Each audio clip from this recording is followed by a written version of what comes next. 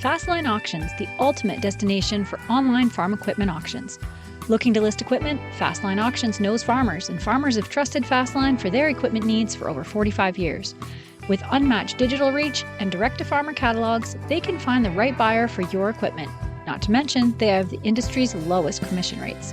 If you're looking for equipment to buy, you can bid with confidence. No buyer premiums, no reserves, just integrity. Fastline Auctions, your trusted platform for hassle-free, cost-effective farm equipment auctions. Visit fastline.com for more information. That's fastline.com.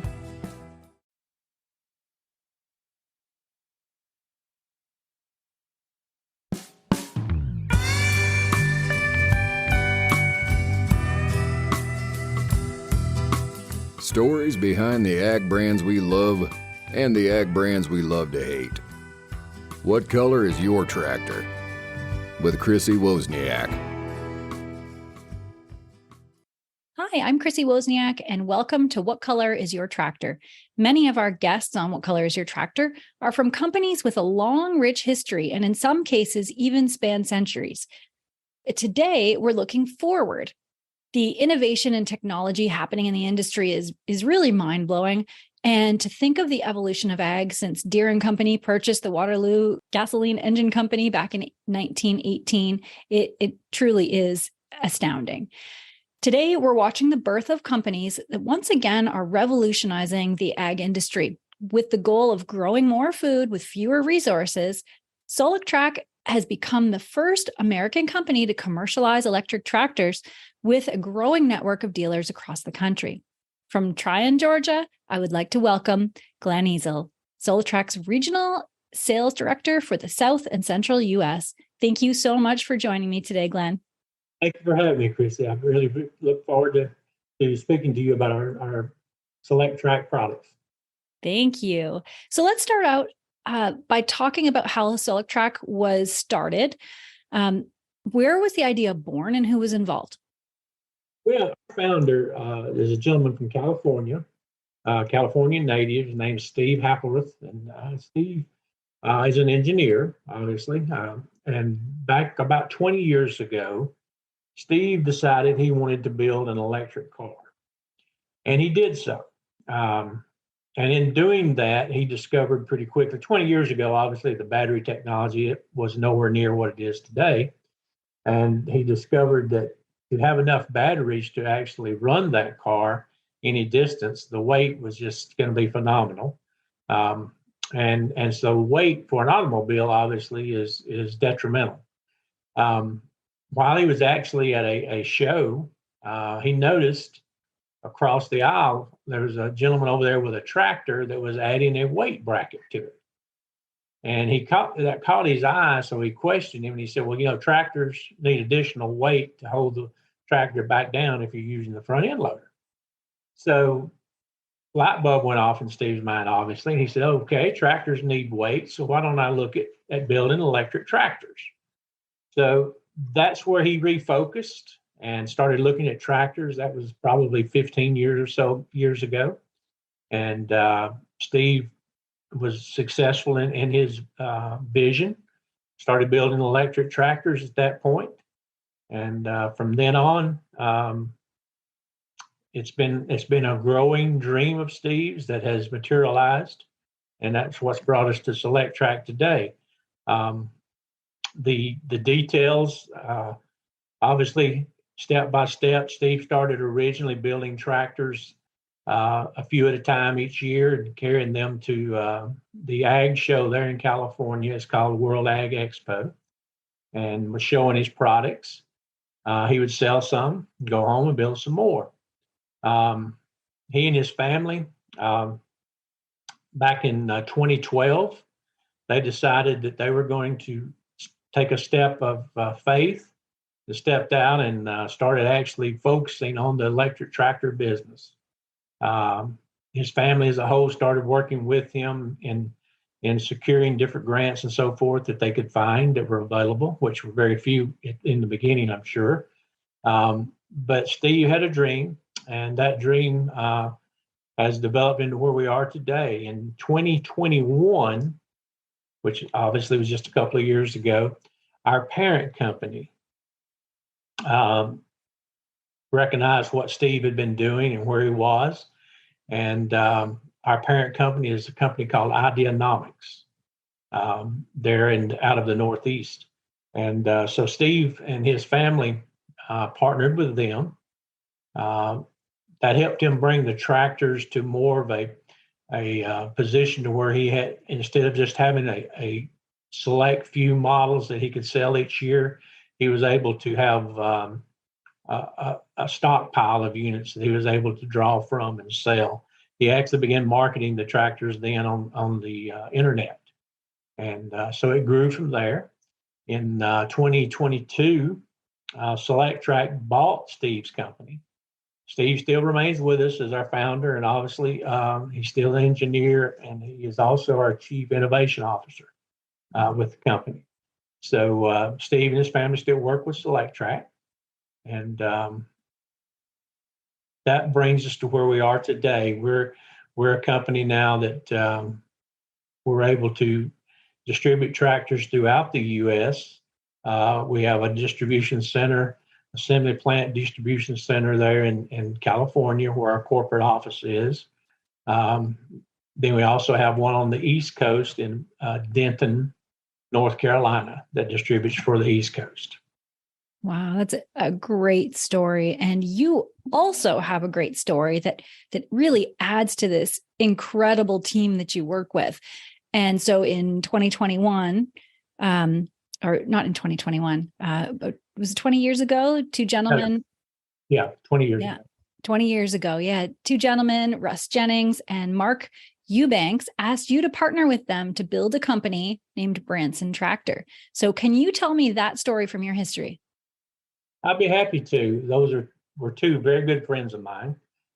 We had actually met through a group called the Optimus Organization. I don't know if you're familiar with it, but it's a great organization here in the U.S. and Canada. But we'd met through that in different type businesses all together, all three of us. But we've become friends, and they started the company in the beginning. And as all new companies, it was a struggle for them in the very beginning. And I worked with them a little bit as a silent partner, not a partner, but as on the side. I worked with them a little bit while I had my own business going. And then I sold my business. And when I sold my business, Mark and Russ came to me and asked me if I would be interested in coming to work for them for about 90 days. They said, you've got some experience that we need to start a national marketing campaign. And we need to set up some retail financing for our dealers that we're setting up. So I agreed to do that. And after about 60 days, we were through. So, I thanked them and told them I really had enjoyed it and so forth, but I had completed the task, so I would move on. And at that point, they asked me, said, would you be interested in becoming a part of the tractor company? And quite honestly, up until that point, I had never even been on a tractor. Wow, no way. Totally separate business altogether. So I enjoyed it immensely, enjoyed the people in this industry. This industry that we're in is some people would say it's a large industry, but it's not really when you look at the overall picture. And everybody knows if you've been in it, you made friends with everyone. You may be competitors, but you're friends. And I enjoyed that part of this business. So I welcomed the opportunity to join them. And we become successful in building the Branson tractor line throughout the U.S. and Canada. After a few years, our manufacturer that we were buying the tractors from actually approached us and wanted to purchase the company. Not that we were ready to really sell the company, but we realized, that was the best for all of us at that point. So we did. And I moved on then to one of the partners, Russ Jennings, and I opened up an implement company. We were selling implements throughout the Southeast and Northeast, and we did that for a little while. And then the opportunity the door opened for me to go to Mahindra. And at Mahindra, it was a different world altogether. Same type of product, but much larger company. Mahindra being one of the largest tractor manufacturers in the world. when you put the whole world picture, not in the U.S., but in the world. And I learned a lot about this business from the people there at Mahindra. It was very, very good time for us. We had a great team at Mahindra. We had a great leader, and we were able to make a lot of progress in distributing those products throughout the U.S. and Canada. Probably the most enjoyable time in my career was spent at Mahindra with those people. Wow. Made some great friends, met some great dealers, and they're still friends today. So I've been thankful for all of that.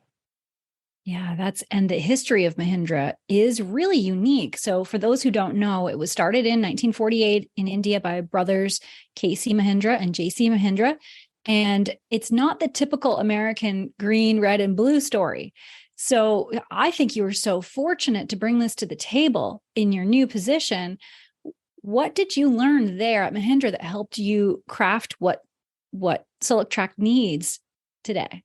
Well, Mahindra, for those that don't know much about the company, as you mentioned, it's not a new company. It's pretty old. And they actually began back during World War II. They were assembling the Willis Jeeps for the Allied forces.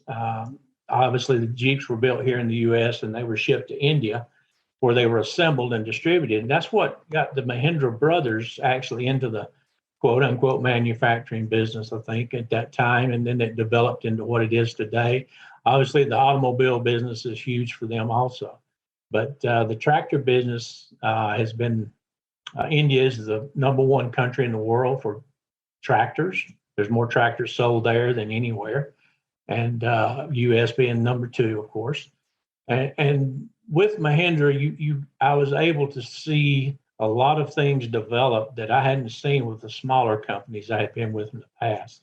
It became very apparent that a lot of companies, you look at different types of companies. Some companies look at being a wholesale-driven company,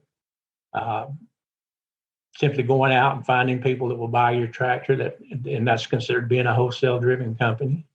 Then there's those that look at being a retail-driven company, which is where we all really want to be. By being a retail-driven company, we know that if we help our dealers retail tractors, then they're going to reorder tractors. Yeah. So being a retail-driven company is key to us. And then down the road, obviously, as you grow and become larger, you start looking at being a market share-driven company. But right now, we here at Selec-Trac, we're looking at being retail-driven. We want to help our dealers be successful. If they're successful, then we know we're going to be successful. That's the same theory that we were taught at Mahindra when we were there, and that's what helped us grow actually to the number 3 tractor sales in the U.S. at that time. So that was huge for us. Wow. And with that distinguished career, why did you come out of retirement? You were with traditional diesel tractors your whole career. Why did you make this change and take this step? It's quite an interesting story, really.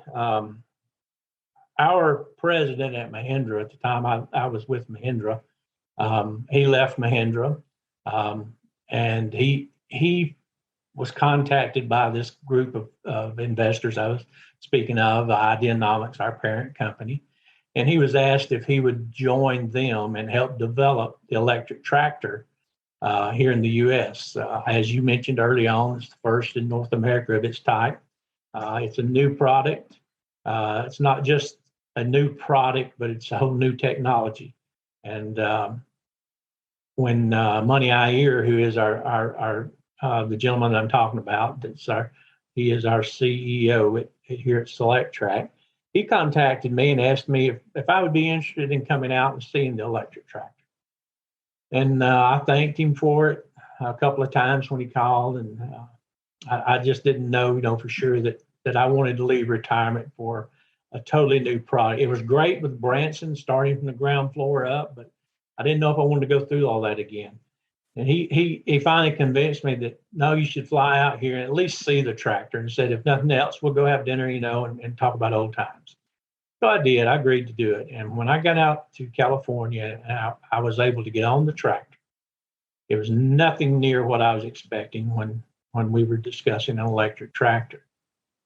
This tractor is phenomenal. I was so impressed with it. What not only with what the tractor would do, but what as far as the mechanics, the working of the tractor and everything. But also, I was impressed with the fact that this is a tractor that, in the future, my children, grandchildren, and now great grandchildren, actually, it's going to be part of what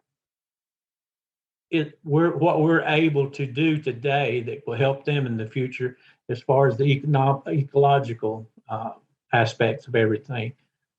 This tractor, not just our tractor, but any of the tractors that are of this type are not only strong and can do tremendous things, but they can work right alongside the diesel tractors, do everything that they do. But at the same time, we can make a difference in the future of what our country, what our world, for that matter, we can help make it a healthier future for our children. It's going to be cleaner. Obviously, we can talk about all of that if you want.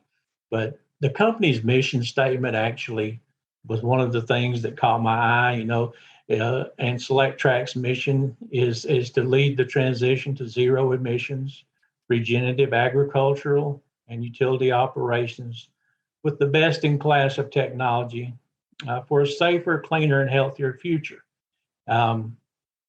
That's something that when I thought about my career, where I had been, and what I might could do to help the future, my children, my grandchildren, like I mentioned, it really helped. It really made me realize, Glenn, you want to be a part of this. Help get it off the ground.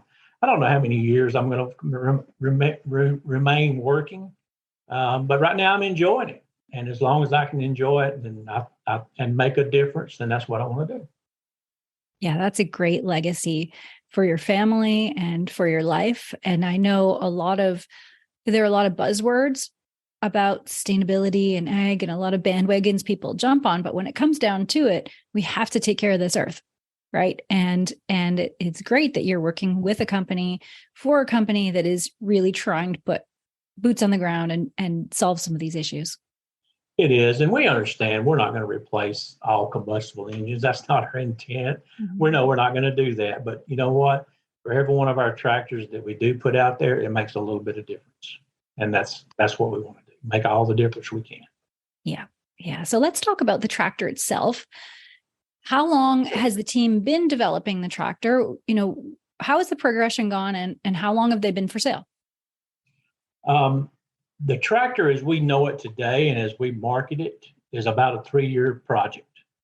Okay. Steve actually traveled to India and he found our partner in India that we partner with today. The company in India ships us the tractor here with no engine. I mean, it's the exact same tractor as what you would see out there on any farm or any dealer's lot today.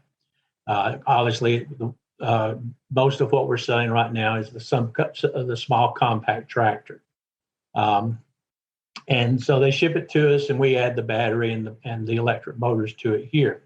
The difference in what we're offering versus the typical tractor that you see out in the fields today are on the farms.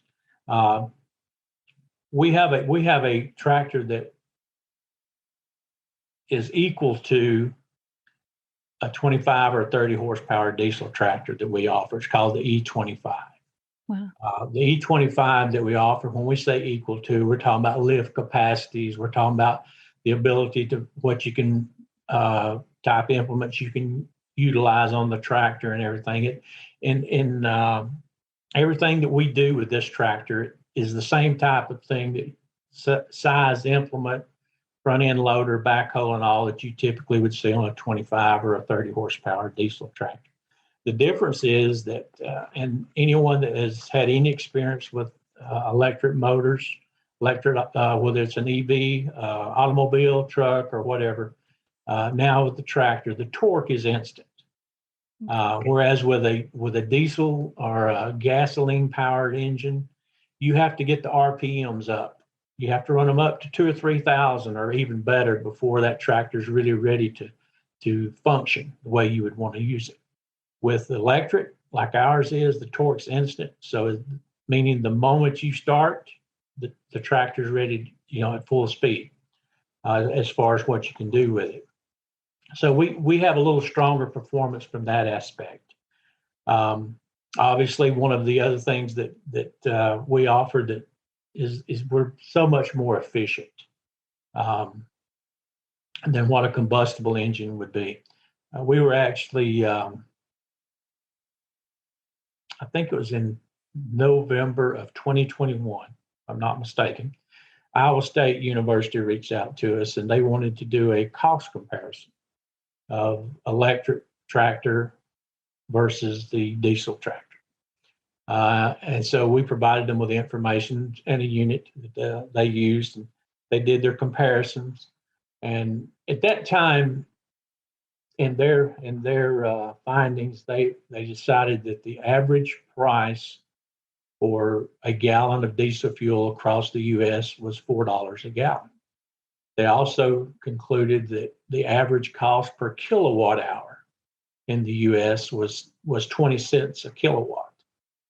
Obviously some areas it's more, some areas it's less, but they said that was what they used as the average price. So using those numbers, they compared the two units, and they came up with the conclusion that to operate our tractor, the electric tractor, the cost per hour of operation for that tractor was 74 cents an hour. Wow. In comparison to the diesel tractor, and this was fuel cost only, the cost to operate the diesel unit was $5.28. They also said that does not include the fact that with the diesel unit, you have to have oil changes and oil filter changes and so forth. So they said you would have to calculate that into it. They said about 15% of the cost per hour would be what they estimated the cost for that would be. So having said all of that, obviously you can tell that the cost to operate the electric tractor is significantly less to operate than what the diesel version would be. So that's something we're really proud of. I guess, yeah. Yeah, and with it being electric, what is the runtime, and then how long does it take to charge? The electric tractor that we're offering today, obviously it's going to depend on what you're utilizing the tractor for. We have a lot of nurseries that are using the tractor to pull their nursery carts with. Those tractors are being used 8 to 10 hours a day. We have people that are using the front end loaders, moving dirt or rock or whatever. Those tractors, typically today, you're going to see those tractors running 6 to 8 hours. Now, if you put an implement in the ground, when I say that, something like a tiller, or if you put a rotary cutter on the back of it, something of that nature, that's going to use up more energy than the front end loader or whatever would. And so you're going to utilize anywhere from 5 to 6 hours. A tiller probably would take a little less time because the fact it is in the ground. Right. Rotary cutter is probably 4 to 5 hours, depending on what size rotary cutter you're using, obviously. And then the tiller probably about 4 hours. And then you can take the tractor, which on our size tractor, keep in mind, is the small compact that the homeowners use them. Typically, those people aren't on their tractors all day long anyway. So this is usually sufficient time for them. Now, the unique part about our tractors, we don't have to have a special charger. You bring your tractor to the barn, to the house, or in some cases, we have some customers that have solar power plants on their farms that they use it. And that way they don't have any cost in recharging the tractor. But you can charge the tractor plugging it into just a normal 110, 15 current household outlet. It will charge overnight if it's all the way down. Mm-hmm. We also have a plug that comes with it that you can plug into 220 if you have it available. And that will cut it down to about 6 hours. You don't want to charge these batteries too fast because it's like any battery, the slower they're charged, the stronger the charge is and the longer it's going to last. We're looking at a fast charge, but with a size tractor, I don't really think it's that necessary because, as I said, I have a lot of dealers that tell me, for instance, that they have people that bring their tractors in to have them serviced that they've sold in the past, the combustible engine tractors, and a lot of times they won't have but 200 or 300 hours on them in a year, if that many. So when you think about that, that's if it's 200 hours, you're not having to charge the tractor that much at all. So it's pretty significant that the fact that you can just plug it into the outlet, you don't have to have a special charger. It's ready to go again the next day. Yeah, that makes sense. Now we'll go through your different models. And then if you'll, for each one, just kind of give the highlights of that model. So we'll start with the E25G gear. The E25G gear is equivalent to a 25 or 35 horsepower tractor, as I mentioned. Mm-hmm. The gear unit, basically it has 3 ranges, which most tractors this size would have: a low, medium, and high. And then it also has 3 ranges for the RPMs, which will speed the tractor up in each range. So if you're in low range, you have 3 more speeds. If you're in medium, you have 3. And if you're in high, you have 3. So it's pretty unique in that fact that the tractor really will run faster than most people realize. And at the same time, you can put it in low. And this tractor, I've had people to tell me in the past that they love to run a tiller extremely slow. And a lot of times that tiller, it tills the ground so much better the slower the tractor is moving. So with our hydrostat unit, you can run that tiller at full speed, but at the same time, the tractor can just barely creep along. Now with the gear tractor, it's a little different because it is mechanical PTO. But having said that, the PTO on the mechanical tractor running bush hogs and things of that nature works really well. Also with the gear tractor, it's something that we see quite often. In parts of the country, people want to focus on the hydrostat unit because that's what they're more accustomed to, and in the other parts where they want the gear unit. So whether you want hydrostat or gear, which the next model that we had on our list was the hydrostat, we have both options. The hydrostat will actually be available for shipment in bulk. We have a few units now, but the main supply will be here at the end of this quarter. So we're looking forward to that. The hydrostat units, obviously, if people want to run a belly mower or something of that nature, they do have a mid-mount PTO also.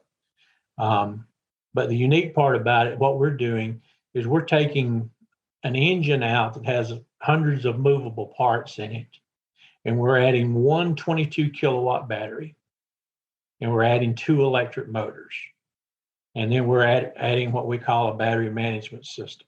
So we're putting 4 items in place of hundreds. And the electric motors that we're putting in, they've been used for nearly 100 years in some aspects, in forklifts and other type things like that. So they're pretty much non-maintenance. The battery obviously is non-maintenance. The only thing that we have that would require really any services from time to time would be the battery management system, because it has fuses and things of that nature in it that you might have to, do some repair to at some point in time. So we have something that's unique in that we're taking out hundreds of parts and we're adding back 4. Now, other than that, the tractors are exactly what people are accustomed to using. You still have the front end loader, and you still have the 3-point hitch and the PTO that are all hydraulically driven. So we have a hydraulic pump, just like every tractor has, but instead of being powered by diesel or gasoline engine, it's being powered by an electric motor.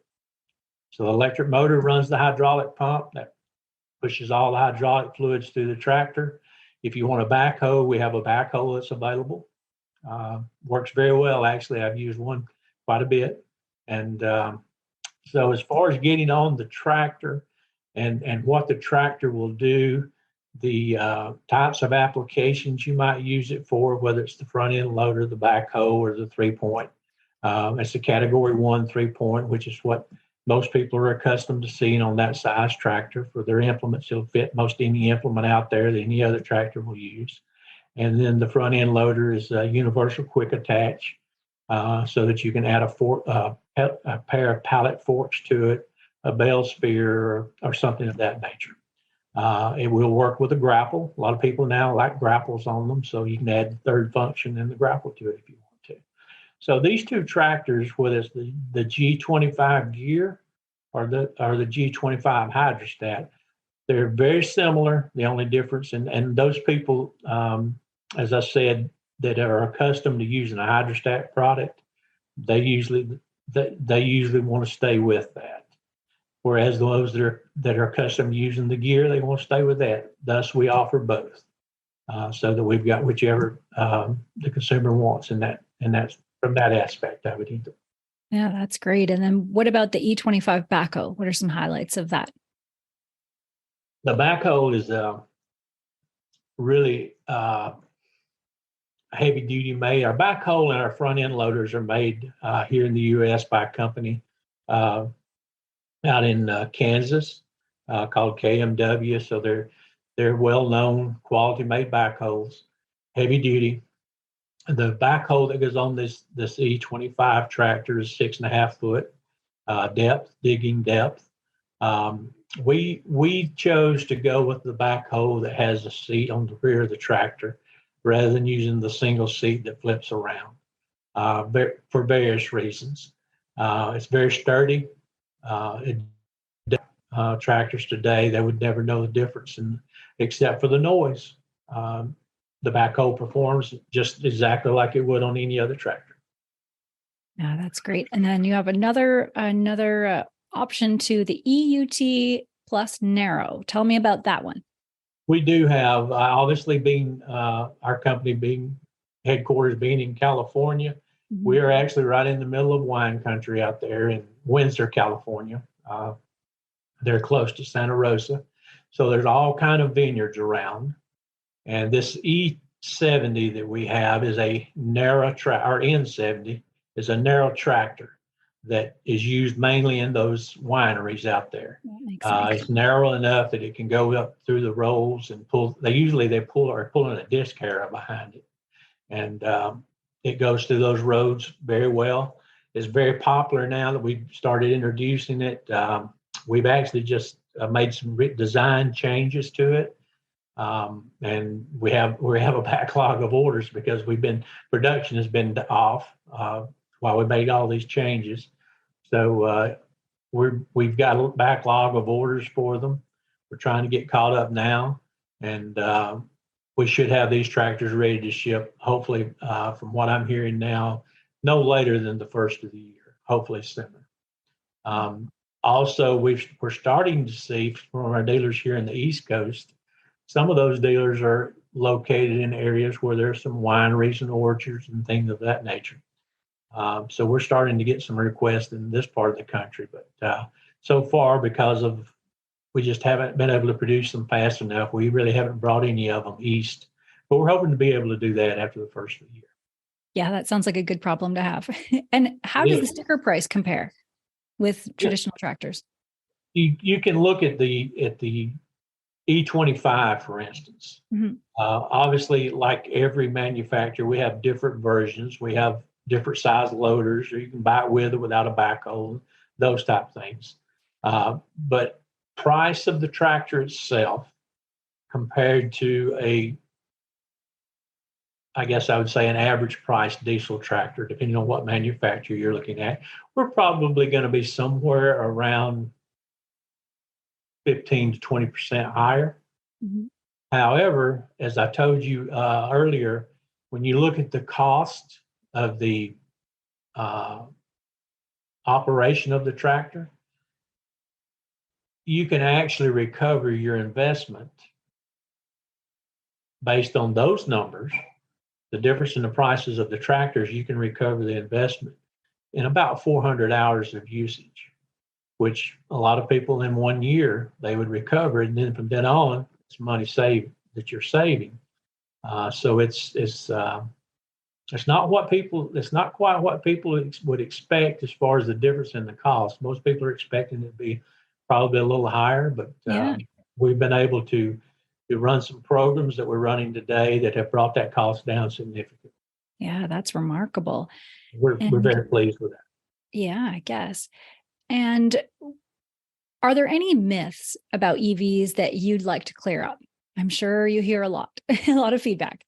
We do hear a lot, Yeah. and there are some myths, obviously, there that you hear about EVs mainly about the automobile and truck industry, because so many people in the U.S. and Canada today aren't even aware that there is an electric tractor yet. Right.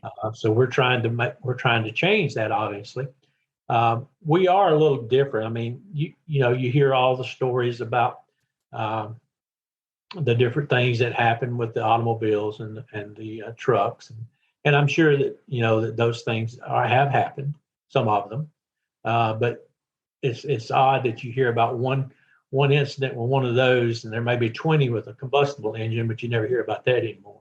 I tell people sometimes I feel like I know how Henry Ford felt when he introduced the Model T, because I know he got a lot of kickback back then, and we get that in the EV industry, and that's fine. But I've been very pleased and surprised 2 years ago when we started with this project, or when I started with it. Let me rephrase that. You would go to a farm show with this product, and you'd have more attention on our tractor probably than anything around it, simply because it was brand new, nobody had heard of it and everything.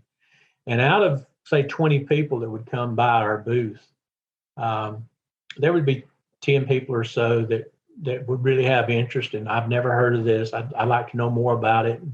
And you'd talk with them and explain it to them. And then maybe there'd be 5 more people that I'm not sure. I don't really know much about that tractor. I don't know if I want to know much about it. It's electric and that type of thing.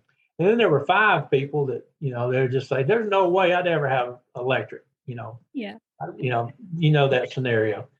So that was the first year. And then I noticed last year, when we would go to those same shows, the narrative had changed to where there was 3 people that, there's no way I'd have that in my yard, on my farm or in my pasture or wherever, and then this year we have people coming. I've heard about the electric tractor. Is this it? I want to see it. Wow. So my whole point is that in just the 2 years, the narrative has really changed, and I see this going forward. As I said in the beginning, this tractor is not for everyone, but there's a group of people out there that it is the perfect fit for. We're starting to see, obviously, municipalities. We're starting to see the educational institutions, especially. More people are starting to go electric. That's also with handheld tools and electric mowers and all. You're seeing it more and more every day. It's becoming more of a norm than what it was, obviously.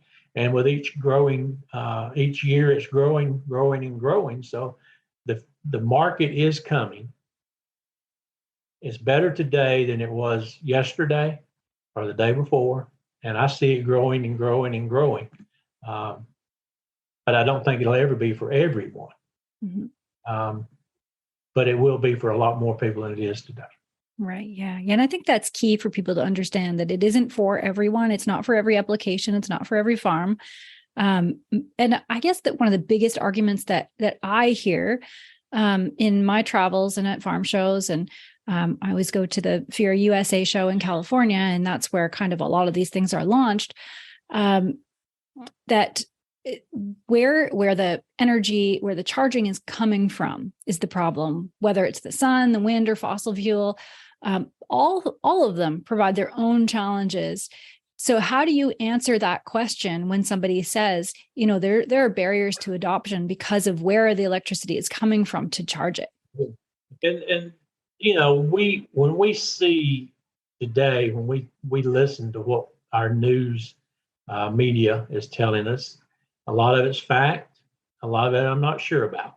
Mm-hmm. But we know, and I'll be the first to tell you, if everything today was converted to EV, our infrastructure is not there, nowhere near.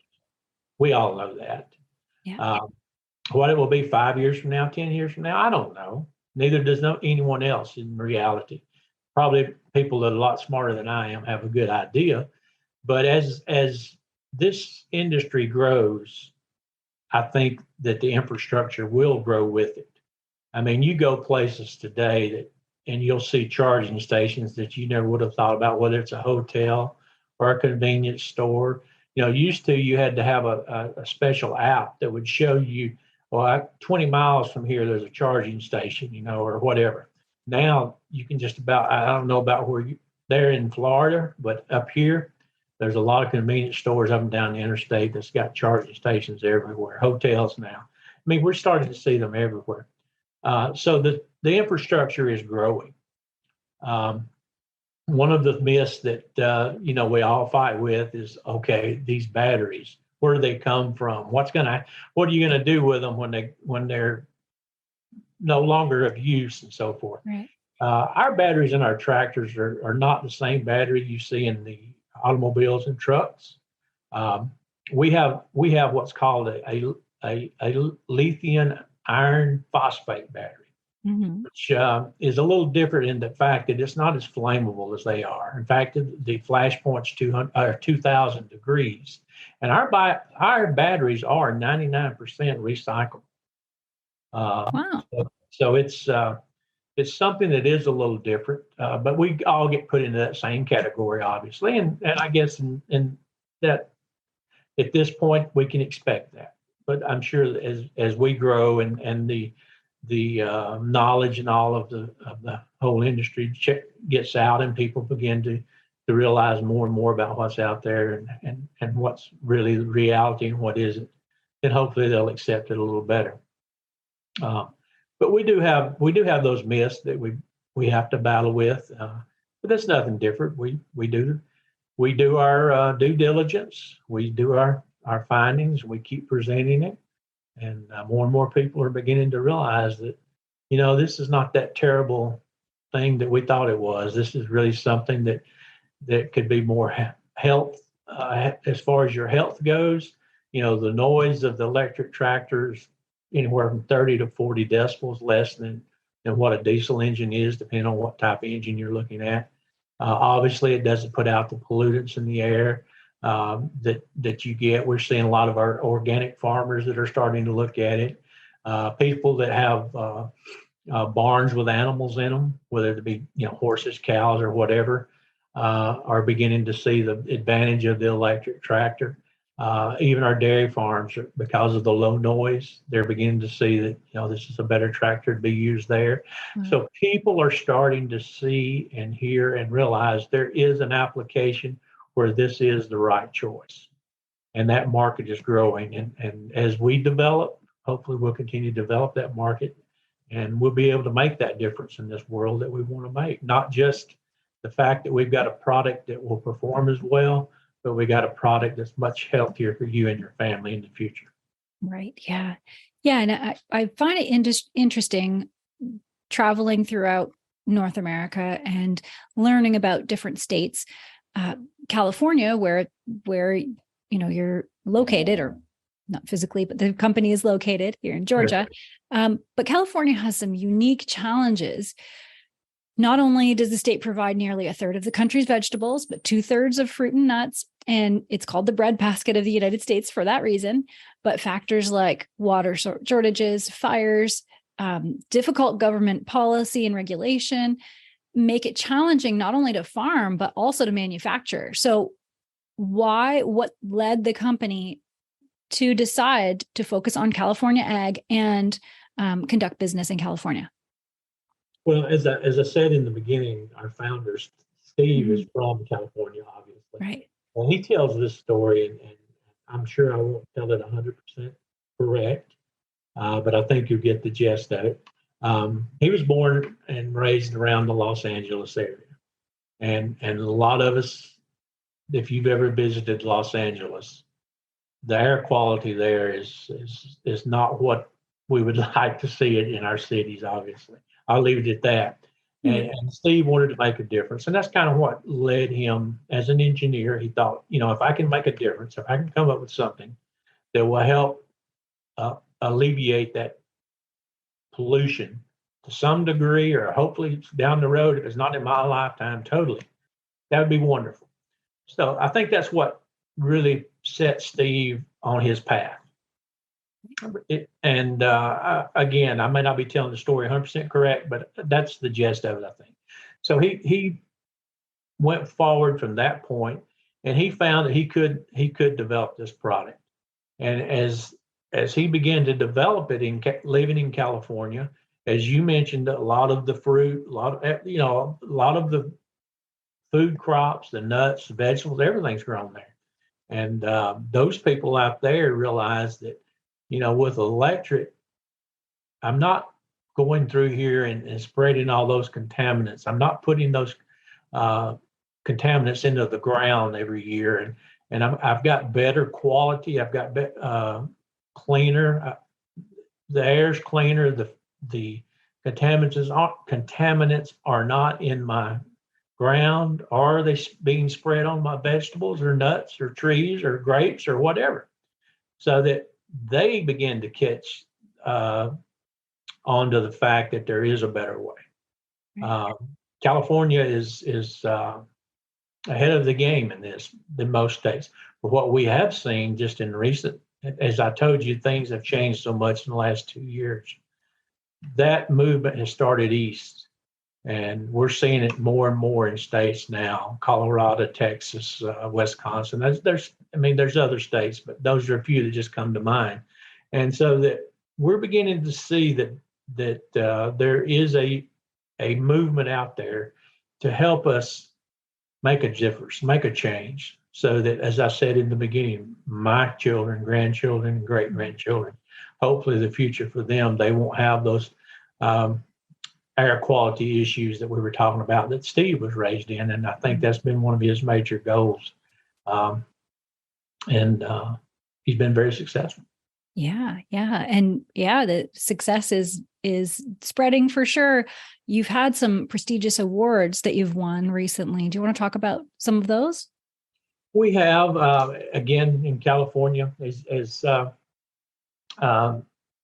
we were recently at the World Ag Expo, and we received some one of the top 10 innovative products for the year and all, and there's been a lot of different awards, and I don't have a list of those in front of me.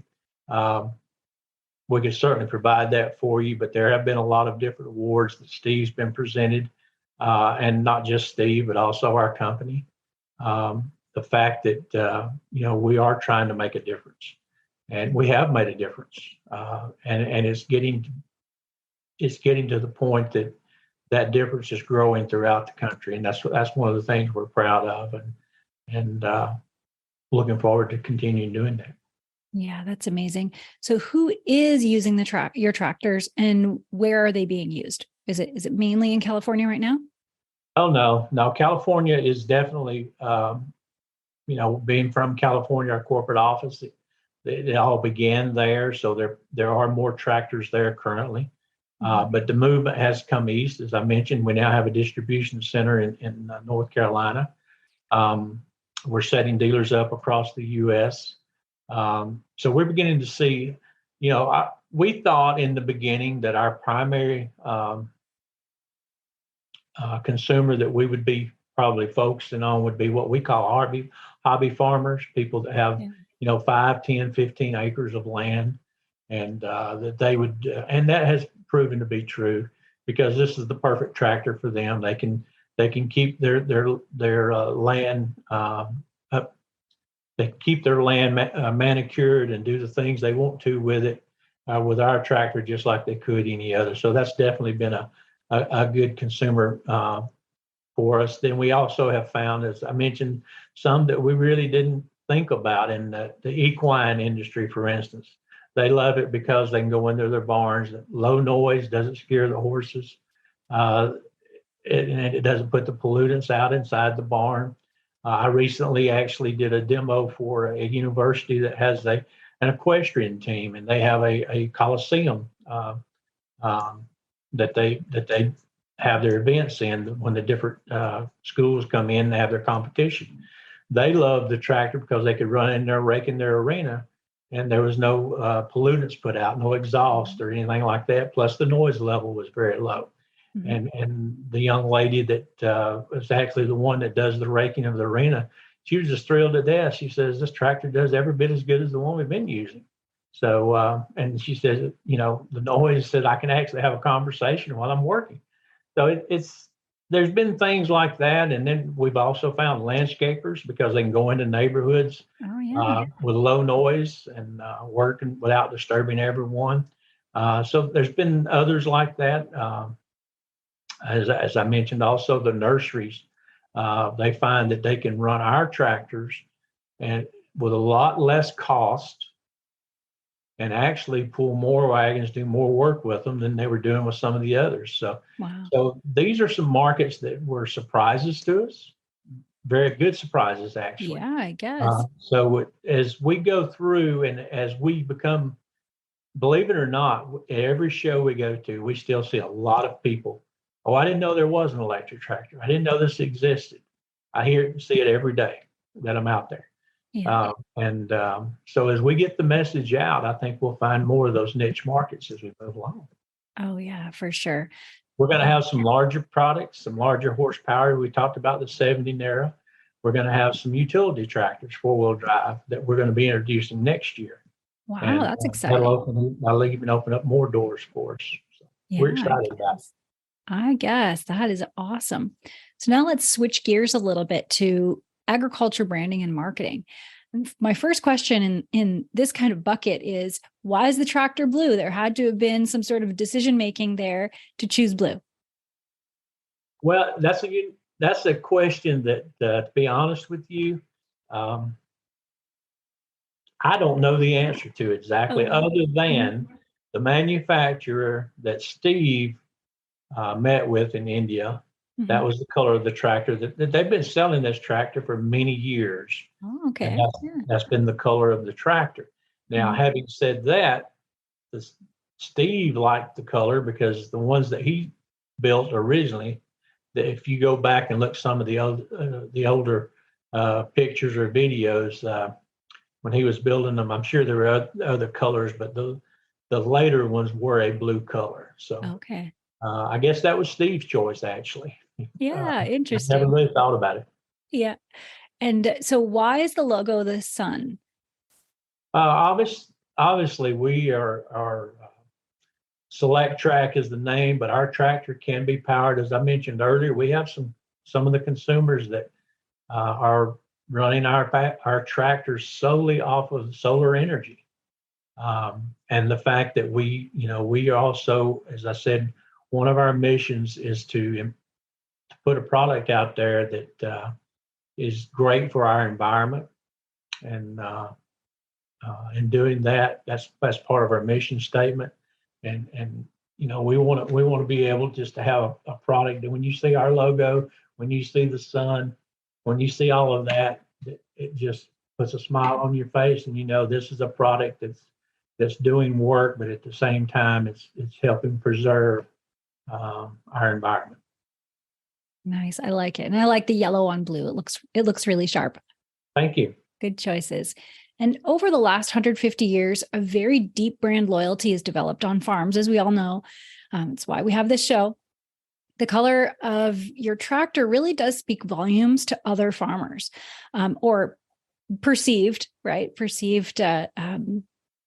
things about you and your tractor color.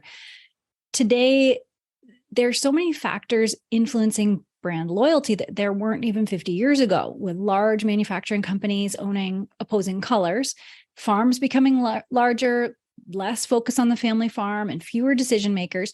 It really seems that loyalty by color may be going by the wayside, just naturally because of the way that the industry is evolving. What do you think about the future of tractor brand loyalty, and what will it look like as we go into the future? Chris, that's a very good question, because we all know that if we've been in this industry as you mentioned, through the years, you didn't have to ask someone, what brand tractor do you run? What color tractor? Yeah. And you knew. And a lot of that still exists today, quite honestly. But it has changed slightly over the years. And with more tractor manufacturers coming in, to the U.S. Than what we had 50 years ago, obviously, it has made a difference. But there's still going to be that brand loyalty. I think you're going to find that, and hopefully we're building our brand loyalty. One of the things that we see today, and your generation versus my generation, people are beginning to realize that we have to start protecting this planet. If we're going to if we're going to be able to have a place for our children, like I was talking about earlier, and for your children and all, they're going to be able to enjoy it the way that we have to take some steps. I'm not saying that we have to totally do away with everything. No, I don't believe it. I don't see that. But we have to take some steps in that direction to at least cut down on what's happening. And I think your generation realizes that probably more than mine did, and maybe even the one between us. And I think that we're going to see more and more of that as we move along. The EV car is not for everyone. The EV tractor is not for everyone. I understand that. But it's becoming, your generation is the one that's really becoming more and more knowledgeable about what needs to be done and how to protect the environment. I think you'll see more leaning that direction. So it may not be the color of your tractor in the future. It may be more of what type tractor or how your tractor's powered. Is it combustible or is it electric or EV? We want to make a difference. And if we can do that, as I said in the beginning, one tractor at a time, that's our goal. And hopefully by doing that, I don't think we're ever going to replace all those brand names out there that's been here for 150 years. That's not our goal. We just want to be able to make a difference. And I think we can. Yeah, that totally makes sense. And really, I have one last main question for you, and that is, what color is your tractor? Mine's blue. I was actually on it this morning. That's awesome. I've had many other colors, but I love the one I'm on now. Yeah. Oh, that's awesome. So where can people find you and learn more about Solectrac and about the company? Absolutely. Go to www.solectrac.com. You'll see our website. You can go and find the dealer that's closest to you. Look at our products. Contact us with any questions. We'll be happy to answer those. And I really want to thank you for this opportunity that you've given us. I'm not the best speaker by any means. All I can tell you for sure is that I love what I represent today, and I'm really enjoying what I'm doing. And again, thank you for this opportunity. Yeah, go check us out at our website or a local dealer. We have dealers now. Yeah, that's right. Yeah, and at the end of the day, that's what really matters, right?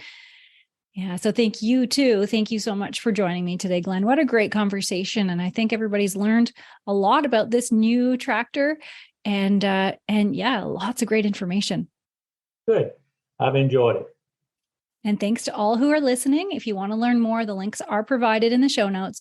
Don't forget to subscribe to What Color Is Your Tractor on Apple, Amazon, Spotify, iHeartRadio, or wherever you listen to podcasts. Sign up at NorthAmericanAg.com or WhatColorIsYourTractor.com to have the latest episode delivered directly to your inbox. And have a great day. Thank you.